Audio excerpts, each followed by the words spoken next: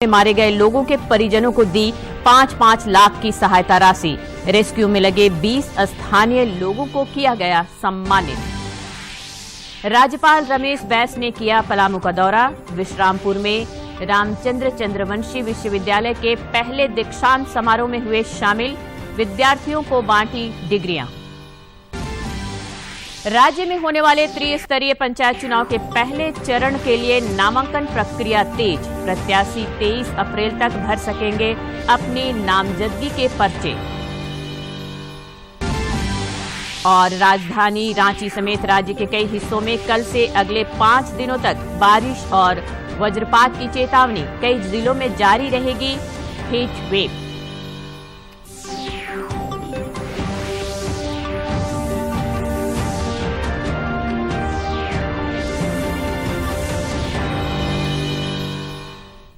नमस्कार, खबरें झारखंड में आपका स्वागत है। मैं हूं रोज उरांव और अब समाचार विस्तार से।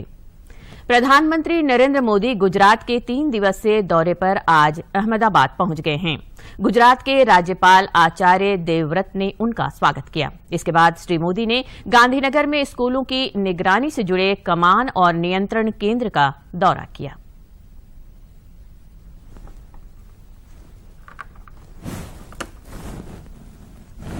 इसकी प्रासंगिकता और बढ़ गई है और मुझे लगता है कि आने वाले वक्त के लिए भी एक तरह से पूरे देश के लिए संदेश होगा। बिल्कुल, ये जो अभी हम देख सकते हैं कोविड के बाद के जो दौरे हैं वो अहम इसलिए भी हो जाते हैं क्योंकि इन पर्सन एक जो इम्पैक्ट होता है, इन पर्सन जो असेसमेंट होता है। हालांकि प्रधानमंत्री नरेंद्र मोदी ने पूरे कोविड काल के दौरान भी जो वर्चुअल माध्यम से लोगों से संपर्क साधना हो या कई इवेंट्स हो या कई इम्पोर्टेंट इवेंट्स को भी एड्रेस किया है। वर्चुअल माध्यम से लगातार कोविड के दौरान भी एक्टिव रहे हैं। लेकिन जो इन पर्सन इम्पैक्ट अगर देखा जाए, जिस तरीके से एक जो इन पर्सन कॉन्वर्सेशन होता है या इन पर्सन जो मीटिंग्स होती हैं उसका जो इम्पैक्ट होता है वो बेशक यहाँ पर बहुत साफ तरीके से इन विजुअल्स में भी देखने को मिल रहा है। और हम देख सकते हैं कि जिस तरीके से दिलचस्पी से वो सभी लोगों से बातचीत कर रहे हैं और सभी लोगों से ये जानने की भी कोशिश कर रहे हैं कि वो उन्हें क्या दिखा रहे हैं, किस बारे में बात कर रहे हैं। उनके हाथ में हम देख सकते हैं पेन भी है, वो कुछ चीजों को पूछ भी रहे हैं कि ये क्या चीज है, ये कैसे हो रहा है।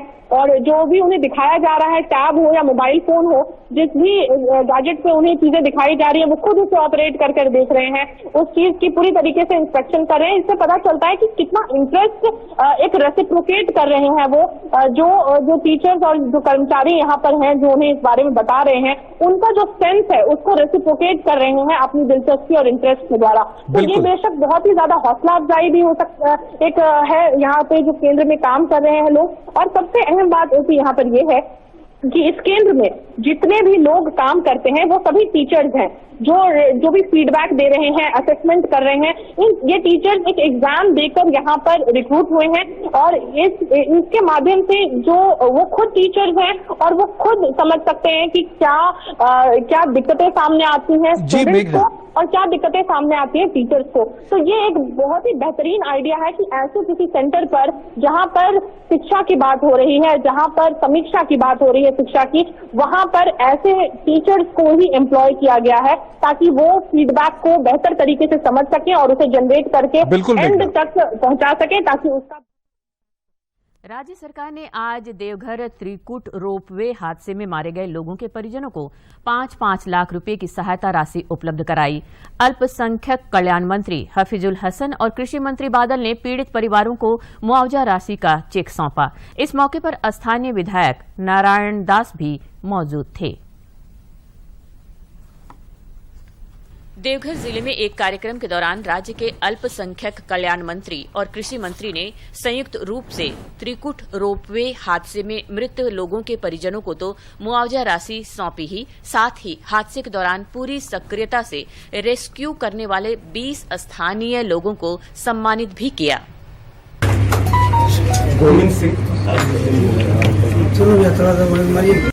इस दौरान मीडिया से बातचीत करते हुए कृषि मंत्री ने कहा कि दुख की इस घड़ी में हम सभी की संवेदना पीड़ित परिवार के साथ है।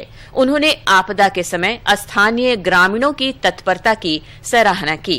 विभागीय मंत्री की संवेदना और हम सबका सहयोग इस परिवार के साथ है।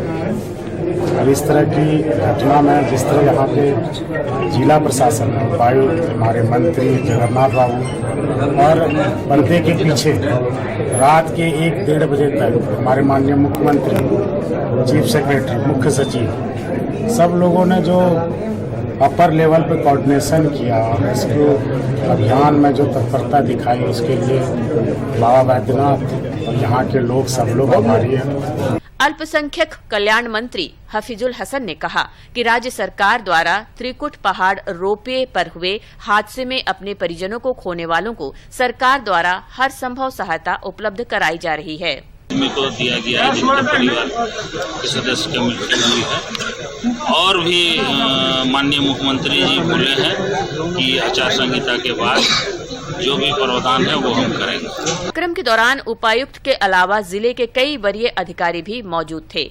सबने पीड़ित परिवारों को मदद का भरोसा दिलाया। देवघर से मनीष दुबे की रिपोर्ट। भारी उद्योग राज्य मंत्री कृष्णपाल गुर्जर ने आज गोड्डा जिले का दौरा किया। इस दौरान उन्होंने भाजपा कार्यकर्ताओं के साथ संवाद किया और संगठन के बारे में जानकारी प्राप्त की। उन्होंने कहा कि प्रधानमंत्री नरेंद्र मोदी के नेतृत्व में भारत ने विदेशों में अपनी अलग पहचान बनाई है। उन्होंने कहा कि केंद्र सरकार गरीबों के कल्याण के लिए पूरी तरह संवेदनशील है। श्री गुर्जर ने यह भी कहा कि केंद्र राज्यों को पर्याप्त आर्थिक मदद देना चाहता है, लेकिन इसके लिए राज्य सरकारों को आगे बढ़कर काम करना होगा।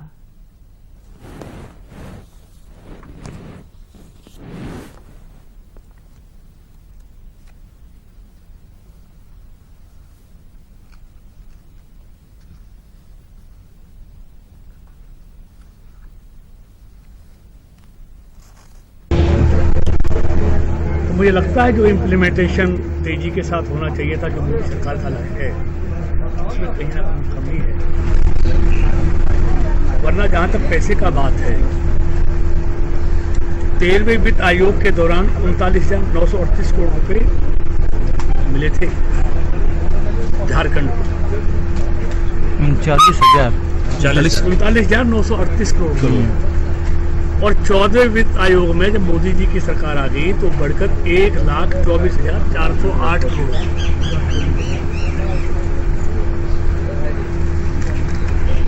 और ऐसे में राज्यपाल रमेश बैस आज पलामू जिले के विश्रामपुर स्थित रामचंद्र चंद्रवंशी विश्वविद्यालय के प्रथम दीक्षांत समारोह में शामिल हुए। इस दौरान उन्होंने विद्यार्थियों के बीच उपाधियों का वितरण किया। कार्यक्रम को संबोधित करते हुए राज्यपाल ने युवाओं का आह्वान किया कि वे सिर्फ डिग्री प्राप्त करने तक ही अपने को सीमित न रखें, बल्कि जीवन के कर्म क्षेत्र में अपनी दक्षता और प्रतिभा से एक विशिष्ट पहचान बनाएं। इसलिए आपको जब परीक्षाओं को पूर्ण करने की दिशा में कार्य करना होगा। इसके लिए विद्यार्थी बेहतर शिक्षा प्राप्त करने के साथ साथ सामाजिक बैठकों का भी निर्माण करें।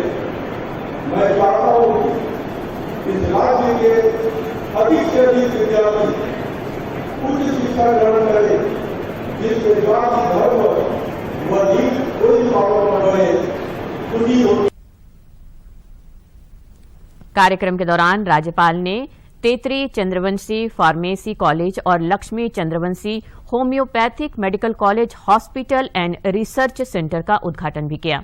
इस अवसर पर विधायक रामचंद्र चंद्रवंशी, पुष्पा देवी, प्रमंडलीय आयुक्त जटाशंकर चौधरी, डीआईजी राजकुमार लकड़ा, उपायुक्त शशि रंजन और पुलिस अधीक्षक चंदन कुमार सिन्हा समेत कई अधिकारी मौजूद थे। मुख्यमंत्री हेमंत सोरेन ने आज झारखंड मंत्रालय में पर्यटन, कला संस्कृति, खेलकूद और युवा कार्य विभाग के कामकाज की समीक्षा की। इस दौरान उन्होंने विभागीय योजनाओं की जानकारी प्राप्त की और इनके प्रभावी क्रियान्वयन पर बल दिया। मुख्यमंत्री को डेमो के जरिए कई योजनाओं की जानकारी दी गई।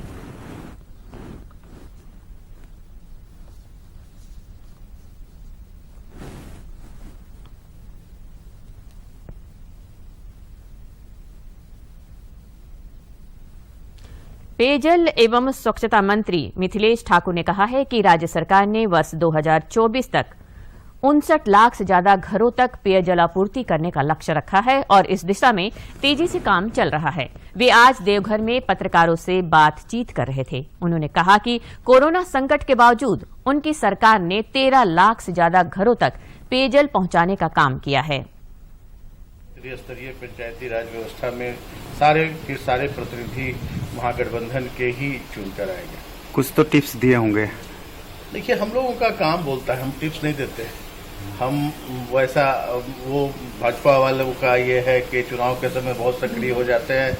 हम निरंतर काम करते हैं और हम अपने काम के एवज में हम जनता हमें अपना प्रतिनिधि बनाती है और वही स्थिति होगी ये पंचायत चुनाव। भाजपा विधायक दल के नेता बाबूलाल मरांडी ने आज सामाजिक न्याय पखवाड़ा के अंतर्गत रांची के लालपुर में स्वच्छता कर्मियों को सम्मानित किया। इस अवसर पर उन्होंने कहा कि कोरोना काल में स्वच्छता कर्मियों की भूमिका महत्वपूर्ण रही है। स्वास्थ्य और परिवार कल्याण मंत्रालय आज से देश भर में ब्लॉक स्तर पर स्वास्थ्य मेलों का आयोजन कर रहा है। ये मेले 1 लाख से अधिक केंद्रों में आयोजित किए जाएंगे। झारखंड के विभिन्न प्रखंडों में भी आयुष्मान भारत स्वास्थ्य और आरोग्य स्वास्थ्य मेले का आयोजन किया गया। कोडरमा जिले के चंदवारा प्रखंड परिसर में उपायुक्त आदित्य रंजन ने जिले के पहले स्वास्थ्य मेला का विधिवत उद्घाटन किया। इस मौके पर उन्होंने हरी झंडी दिखाकर जागरूकता रथ को भी रवाना किया। इस मौके पर उपायुक्त ने कहा कि लोगों का विश्वास सरकारी स्वास्थ्य सेवाओं पर बढ़ा है। इन सब को देखते हुए लगातार अभी हम लोग राज्य सरकार के निर्देश पर, माननीय मुख्यमंत्री जी के निर्देश पर हम लोग ये अभी स्वास्थ्य मेला, स्वास्थ्य कैंप जो है विभिन्न प्रखंड पर लगा रहे हैं। सिविल सर्जन डीपी सक्सेना ने बताया कि स्वास्थ्य मेला में स्वास्थ्य विभाग की विभिन्न योजनाओं से जुड़े स्टॉल लगाए गए हैं और लोगों को चिकित्सकीय परामर्श के साथ साथ निःशुल्क दवाएं भी दी जा रही हैं। सचिव झारखंड के सभी सिविल सर्जन को बुला करके और वहां डायरेक्शन दिए ये सब कार्य करने हैं, जिसमें एक महत्वपूर्ण स्वास्थ्य मेला भी है। स्वास्थ्य मेला में आयुष्मान भारत योजना, वैक्सीनेशन, लेप्रोस्कोपी, परिवार नियोजन और योगा से संबंधित स्टॉल लगाए गए हैं। इस कड़ी में निकाला गया जागरूकता रथ चंदवारा प्रखंड के विभिन्न गांवों का भ्रमण कर लोगों को स्वास्थ्य के प्रति जागरूक करेगा और सरकार द्वारा चलाई जा रही स्वास्थ्य योजनाओं के बारे में जानकारी देगा। कोडरमा से गजेंद्र बिहारी सिन्हा की रिपोर्ट। आदिवासी सेंगेल अभियान की तरफ से सालखन मुर्मू के नेतृत्व में एक प्रतिनिधि मंडल ने आज पूर्व राज्यपाल द्रौपदी मुर्मू से ओडिशा में मुलाकात की। श्री मुर्मू ने उन्हें 30 अप्रैल को रांची में प्रस्तावित संताली राजभाषा रैली में शामिल होने के लिए आमंत्रण दिया। राज्य में पंचायत चुनाव के पहले चरण में 21 जिलों की 1127 पंचायतों में विभिन्न पदों के लिए आज से नामांकन की प्रक्रिया तेज हो गई है। पहले चरण में 72 प्रखंडों में 16,757 पदों के लिए चुनाव होगा। इनमें ग्राम पंचायत सदस्य के 14,079, मुखिया के 1,127, पंचायत समिति सदस्य के 1,405 और जिला परिषद सदस्य के 146 पद शामिल हैं। पहले चरण के नामांकन की अंतिम तिथि 23 अप्रैल निर्धारित की गई है। 25 और 26 अप्रैल को स्क्रूटनी होगी, जबकि नाम वापसी की अंतिम तिथि 27 और 28 अप्रैल है। 29 अप्रैल को प्रत्याशियों के बीच चुनाव चिन्ह का आवंटन होगा और 14 मई को मतदान कराया जाएगा। इस चरण के लिए मतों की गिनती 17 मई को होगी। पलामू जिले में त्रिस्तरीय पंचायत चुनाव की प्रशासनिक तैयारियां तेज कर दी गई है। इस सिलसिले में आज 79 मास्टर ट्रेनरों को प्रशिक्षण दिया गया। इस मौके पर जिला उप निर्वाचन पदाधिकारी शैलेश कुमार सिंह ने कहा कि इन प्रशिक्षकों के ऊपर सभी मतदान पदाधिकारियों को चुनाव प्रशिक्षण देने का दायित्व है। कोविड के बढ़ते मामलों को देखते हुए केंद्रीय स्वास्थ्य मंत्रालय ने झारखंड समेत सभी राज्यों को पत्र लिखा है। केंद्र ने सभी राज्यों को कोविड के बढ़ते मामलों को देखते हुए अपने अपने क्षेत्र में एहतियाती कदम उठाने को कहा है। देश में पिछले 24 घंटे के दौरान कोविड-19 के 2183 नए संक्रमितों की पहचान की गई है। इस अवधि में 1985 संक्रमित स्वस्थ भी हुए हैं। इसके साथ ही देश में सक्रिय मामलों की संख्या अब 11,442 रह गई है। देश में कोरोना के खिलाफ जारी जंग में टीकाकरण अभियान तेज गति से जारी है। देश भर में अब तक 1,86,54,94,हजार से अधिक डोज लगाए जा चुके हैं। रांची रेलवे स्टेशन से आरपीएफ की टीम ने 2 तस्करों को गिरफ्तार किया है। दोनों तस्कर बिहार के रहने वाले हैं। वे रांची से बियर बिहार ले जाने और बेचने की फिराक में थे। राज्य के पूर्वी और मध्य हिस्सों में कल से अगले 5 दिनों तक गरज के साथ बारिश और वज्रपात की चेतावनी जारी की गई है। वहीं राज्य के अन्य हिस्सों में इस अवधि में हीट वेव चलती रहेगी। मौसम वैज्ञानिक अभिषेक आनंद ने बताया है कि अगले 3 दिनों तक अधिकतम तापमान में कोई बड़े बदलाव की संभावना नहीं है। पिछले 24 घंटे के दौरान डाल्टनगंज का अधिकतम तापमान 45.1 डिग्री सेल्सियस रिकॉर्ड किया गया। देश भर में आजादी का अमृत महोत्सव मनाया जा रहा है। इस सिलसिले में रांची स्थित डॉक्टर श्यामा प्रसाद मुखर्जी यूनिवर्सिटी में youth involvement in resolution of water resource in Jharkhand विषय पर सेमिनार का आयोजन किया गया। इस मौके पर जल पुरुष और तरुण भारत के संस्थापक doctor Rajendra Singh, Indian Himalayan river basin council की चेयरपर्सन डॉक्टर इंदिरा खुराना और वरिष्ठ पत्रकार मधुकर समेत कई गणमान्य लोगों ने अपने विचार रखे। इस मौके पर जल पुरुष राजेंद्र सिंह ने कहा कि जब तक हमारी नदियां सुरक्षित नहीं रहेगी, हमारा जीवन सुरक्षित नहीं रह सकता। सदा निया बनकर बहे, तब तुम्हारा स्वास्थ्य सुरक्षित होगा। यदि ये नदी बीमार होगी, इस नदी की बीमारी और तुम्हारी बीमारी का कोई रिश्ता मुझे बताएगा? कोई टीचर, कोई विद्यार्थी मुझे बताएगा कि यदि रांची की नदी बीमार है तो रांची के लोग क्या स्वस्थ रह सकते हैं? नहीं रह सकते। तो जो स्वस्थ नहीं रहता वो आजाद होगा क्या? दोस्तों, हम आजादी का अमृत उत्सव मनाना चाहते हैं क्योंकि हमने आजादी की एक लंबी यात्रा पार की है। जिंदा हो सकती है वहां पे। डॉक्टर इंदिरा खुराना ने कहा कि जल संरक्षण के लिए सबसे पहले पानी के साथ अपना रिश्ता बनाना होगा।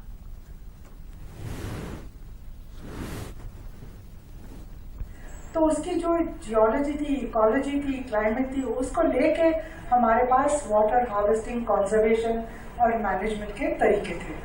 तो ये सब अभी डिक्लाइन में चले गए हैं मोस्ट प्लेसेस में, इसलिए हमारी ये स्थिति हुई है। और जो हमारा एक था कि पानी को हम रिस्पेक्ट करते हैं, सम्मान देते हैं, वो भी कहीं ना कहीं घटता जा रहा है। और इसलिए हम अपनी नदियां, जो हम अपनी माँ समझते हैं, उसको हम इतना केयर कर नहीं पाए। और इसलिए हम आज we are at the place where we are today.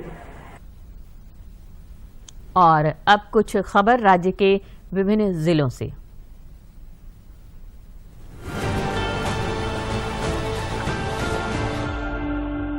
नक्सलियों के खिलाफ चलाए जा रहे राज्यव्यापी अभियान में पुलिस को बड़ी सफलता मिली है। पुलिस ने लोहरदगा जिले के पेशरार थाना क्षेत्र से प्रतिबंधित नक्सली संगठन भाकपा माओवादी के एक हार्डकोर नक्सली देवदीप खरवार को गिरफ्तार किया है। पुलिस को लंबे समय से इस नक्सली की तलाश थी।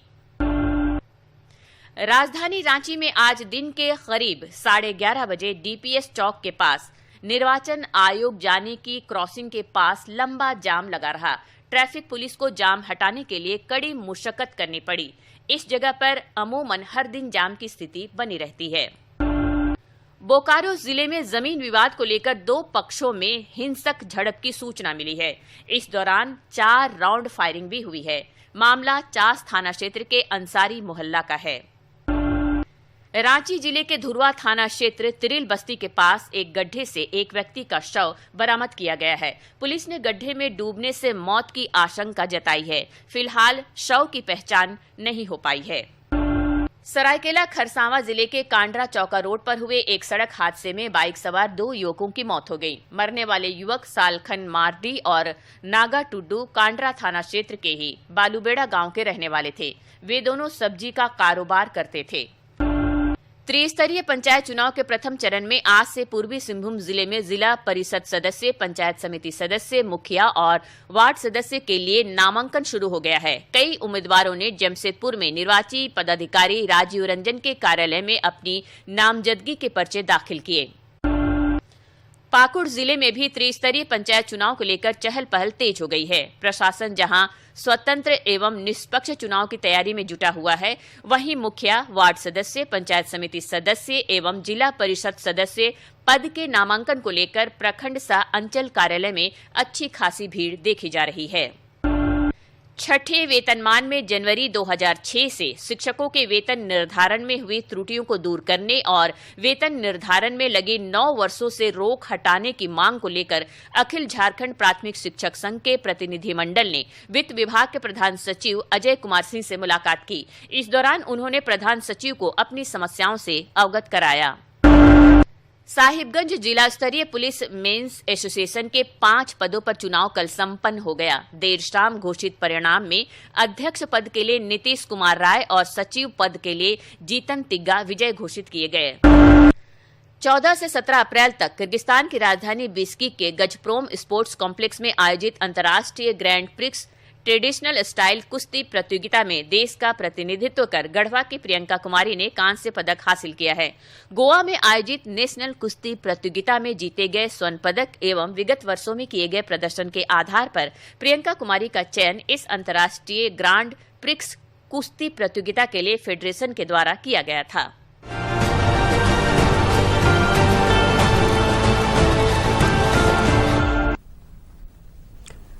गुरु तेग बहादुर जी के बलिदान की गाथा को जन जन तक पहुंचाने के लिए केंद्र सरकार विशेष पहल कर रही है। इस सिलसिले में 20 अप्रैल को एक समागम का आयोजन किया जाएगा। उद्घाटन समारोह में केंद्रीय गृह मंत्री अमित शाह और 21 अप्रैल को समापन समारोह में प्रधानमंत्री नरेंद्र मोदी शामिल रहेंगे। यह पर्व उनके बलिदान को जन जन तक पहुंचाना और युवा पीढ़ी, नया पीढ़ी, आज का पीढ़ी को प्रेरणा देने वाले इस इतिहास को बताने के लिए, उनका सैक्रिफाइस को बताने के लिए, उनको बलिदान को बताने के लिए भारत सरकार अलग अलग कार्यक्रम किया है। 20 तारीख को माननीय गृह मंत्री एवं सहकार मंत्री आदरणीय अमित शाह जी इस समागम में पहले दिन भाग लेंगे। 20 तारीख को लाइट एंड शो तथा कीर्तन का आयोजन किया गया। इस दौरान 400 दत्तदार के परिवार और 400 रागी सिंहों के जत कीर्तन करेंगे। गुरु तेग बहादुर जी के जीवन के प्रेरणा देने वाले प्रदर्शन भी रेड फोर्ट में 20 और 21 2 दिन लगाएंगे और 21 को 21 को भारत का प्रधानमंत्री आदरणीय नरेंद्र मोदी जी इस पर्व के समापन समागम में रांची जिले के लापुंग प्रखंड अंतर्गत लतरातू डैम पर्यटन का एक अच्छा केंद्र माना जाता है। लतरातू डैम में जल के विशाल भंडारण के कारण गर्मियों के दिनों में भी यहां सैलानियों का आना जाना लगा रहता है। होने की वजह से लतरातू डैम घूमने के लिए दोनों जिलों के अलावे दूर दराज से भी पर्यटक यहां आते हैं। विशाल क्षेत्र में फैले इस डैम में पर्याप्त मात्रा में सालों भर जल का भंडारण रहता है। यही वजह है कि गर्मियों के दिनों में भी पर्यटक यहां घूमना पसंद करते हैं। ऐसा देखे कहा कि हमारे परिवार और हमारे दोस्त लोग को इधर लाए और अच्छा लगा। और यही है कि यहाँ पर और भी कुछ अच्छा सुविधा होने से लोग दूर जगह से आएंगे देखने के लिए। डैम की खूबसूरती ऐसी है कि दूसरे राज्यों से भी रांची पहुंचने वाले पर्यटक एक बार लतरातू डैम जरूर देखने आते हैं। पर्यटकों का कहना है कि कोरोना काल खत्म हो जाने से वे लोग पूरे परिवार के साथ ऐसे स्थलों पर जाना चाहते हैं। सब किनारे किनारे घूमे, बहुत अच्छा लगा, दिखने में सुंदर लगा। और हम लोग कभी भी ऐसा जगह तो नहीं देखे हैं, असम में तो ऐसा जगह नहीं है, इसलिए हम लोग को बहुत खुशी हुआ और जगह को देख के, पेड़ पौधा ये सब को देख के बहुत खुशी और आनंद हुआ हम सबको। नहीं किंतु झारखंड ही हमें सबले पाइसु हमक मन तो ভাল লাগিছে। पर्यटन को बढ़ावा देने के लिए जिला प्रशासन की ओर से लतरातू डैम को विकसित किया जा रहा है। डैम में बोटिंग की व्यवस्था की गई है। इसके साथ ही पर्यटकों के ठहरने के लिए गेस्ट हाउस का भी निर्माण किया जा रहा है। रांची से कर्मवीर की रिपोर्ट। प्रधानमंत्री नरेंद्र मोदी इस महीने की 24 तारीख को आकाशवाणी पर मन की बात कार्यक्रम के माध्यम से देश विदेश के लोगों के साथ अपने विचार साझा करेंगे। जनजातीय मामलों के केंद्रीय मंत्री अर्जुन मुंडा ने इस संबंध में जानकारी साझा करते हुए कहा कि इच्छुक लोग प्रेरक कहानियों को इस कार्यक्रम में साझा कर सकते हैं। जन जन की संघर्षों के कुछ किस्से, कहानी कुछ सफलताओं की, अनकही विरासत की, उम्मीदें नए भारत की। महीने के आखिरी रविवार का रहता है इंतजार, मलयाचल के आंचल से विंध्याचल के आंगन तक, ब्रह्मपुत्र के घाट से हिमालय के विस्तार तक होती है मन की बात प्रधानमंत्री के साथ। तो सुनिए इस महीने 24 अप्रैल सुबह 11 बजे मन की बात आकाशवाणी और दूरदर्शन के सभी चैनलों पर। आप भी माननीय प्रधानमंत्री के मन की बात का हिस्सा बन सकते हैं। इसके लिए आप अपने सुझाव post box number 111 Akashvani Delhi पर भेज सकते हैं और नमो ऐप या माईगॉव के ओपन फोरम में पोस्ट कर सकते हैं। तो याद रखें, रविवार 24 अप्रैल सुबह 11 बजे मन की बात। आज विश्व विरासत दिवस है। संयुक्त राष्ट्र संघ की संस्था यूनेस्को द्वारा घोषित इस दिन को मनाए जाने का उद्देश्य अपनी विरासत के प्रति जन जागरूकता पैदा करना है।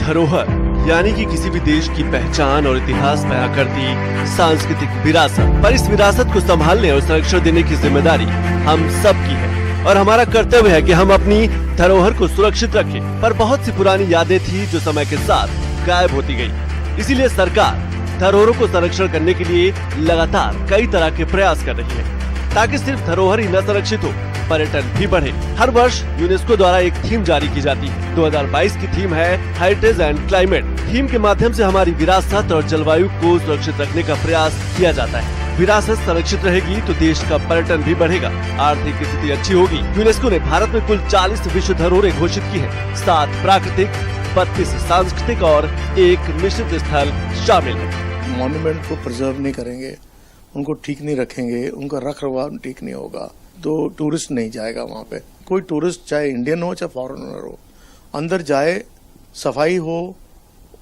इसके अलावा मॉन्यूमेंट्स जो भी देखने वाली चीज़ है वो बिल्कुल साफ सुथरी हो। उसके बारे में चाहे गाइड साथ होते हैं, अदरवाइज वहाँ लिखा हो कि क्या इस चीज़ का इम्पोर्टेंस है, इस चीज़ का क्यों करा गया था। ऐतिहासिक स्थलों को सुरक्षित रखने की जिम्मेदारी किसी एक व्यक्ति, संस्था या सरकार की नहीं है। हर कोई अपने स्तर पर इनका रखवाला बन सकता है। अपने आसपास की कोई भी धरोहर हो, उसको लेकर संवेदनशील होने की जरूरत है। जैसे खाने पीने का सामान इधर उधर न फेंके, दीवारों पर कुछ न लिखे, लावारिस वस्तुओं के मिलने पर प्रशासन को सूचित करे, पार्किंग स्थल पर ही वाहन को खड़ा करे और जो धरोहर है उनकी साफ सफाई रखे। अगर ये बड़े मल्टी हाउसेज हैं, वो अगर ये इसको CSR के जरिए लेते हैं तो ये बहुत अच्छा है और इससे मॉन्यूमेंट डेवलप भी हो जाएगा और उसका ध्यान भी रखा जाएगा। जो डे टू डे एक्सपेंस है मेंटेन करने का, कम से कम वो तो निकलना चाहिए। धरोहर भारत की प्राचीनता, संपन्नता और महानता का प्रतिबिंब है। और अंत में मुख्य समाचार एक बार फिर। राज्य सरकार ने देवघर त्रिकुट रोपवे हादसे में मारे गए लोगों के परिजनों को दी 5-5 लाख की सहायता राशि। रेस्क्यू में लगे 20 स्थानीय लोगों को किया गया सम्मानित। राज्यपाल रमेश बैस ने किया पलामू का दौरा। विश्रामपुर में रामचंद्र चंद्रवंशी विश्वविद्यालय के पहले दीक्षांत समारोह में हुए शामिल, विद्यार्थियों को बांटी डिग्रियां। राज्य में होने वाले त्रिस्तरीय पंचायत चुनाव के पहले चरण के लिए नामांकन प्रक्रिया तेज। प्रत्याशी 23 अप्रैल तक भर सकेंगे अपनी नामजदगी के पर्चे। और राजधानी रांची समेत राज्य के कई हिस्सों में कल से अगले 5 दिनों तक बारिश और वज्रपात की चेतावनी। कई जिलों में जारी रहेगी हीट वेव।